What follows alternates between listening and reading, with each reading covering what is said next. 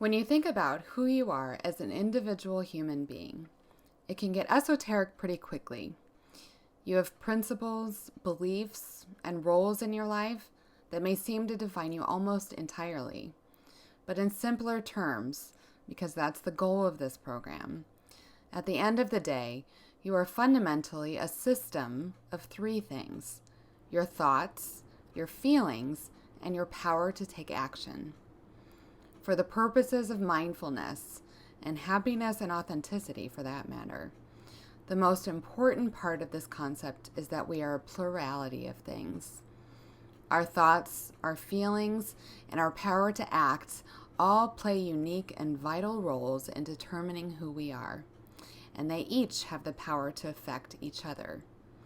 You may have heard that oversimplifying adage that thought leads to feeling, and feeling leads to action or behavior. That's just not true. It's not that simple. It's not a linear relationship. Feelings can absolutely change or put specific thoughts into your mind that would not be there if you were feeling differently. And action or lack thereof can absolutely change how you feel, for better or for worse. Mindfulness is only possible when there's a good working relationship amongst thoughts, feelings, and power to act.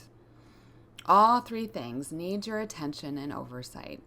More specifically, you can't passively or actively ignore any of the three for too long.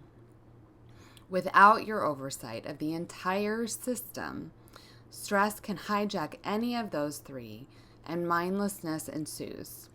Thoughts get distracted, behavior gets compulsive or destructive, or you don't connect into your experience of the moments you want to enjoy and savor.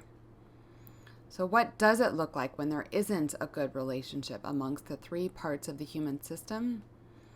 You might leave feeling out of your attention and not tune into the visceral experience of your feelings. But feelings are the language of our vulnerability, and they cannot be ignored or pushed away without consequence. That doesn't stop many of us from trying, though. This often results from efforts to think our feelings instead of feeling them. But thinking your feelings isn't satisfying to your nervous system. When we try to do this, thoughts often become ruminating or sticky on subjects that we wouldn't choose to be thinking about. Or thinking can become overly negative or catastrophizing.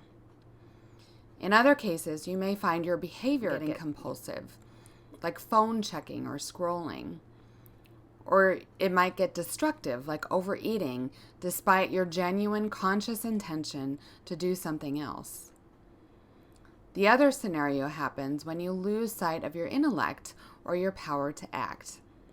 In this case, you overly attune to stressful feelings without balanced awareness and attention to the resources you have. Feeling is absolutely a resource for connection and fulfillment. In this way, it is the tool of our vulnerability. But thought and action are also vital resources. They are the tools of our strength. So when we lose sight of the tools of our strength, stressful emotion gets big and overwhelming, and feeling starts telling you things like you are powerless to change your circumstances, or you can't take action to help or soothe yourself. For now, just do your best to remember this. When you get stuck, lost, or destructive, it means that you've lost sight of some part of your human system.